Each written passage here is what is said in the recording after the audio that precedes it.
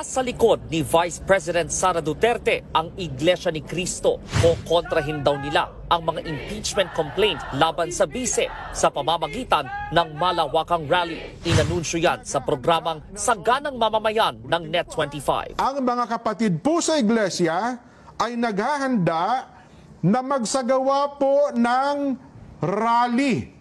Ayon sa INC, pabor sila sa naunang pahayag ni Pangulong Bongbong Marcos na aksaya lang sa oras ang impeachment kaya hindi na ito dapat pang gawin. Ang Iglesia ni Cristo ay pabor. Pabor po sa opinyon ng Pangulong Bongbong Marcos na hindi sumang-ayon sa isinusulong ng ilang sektor na impeachment. Ang Iglesia ni Cristo po ay para sa kapayapaan. Ayaw namin, ayaw po natin sa anumang uri ng kaguluhan na manggagaling sa kanino mang panig. Ngayon pa lang daw, ikinakasana ng Iglesia ang kanilang rally sa iba't ibang lugar sa bansa.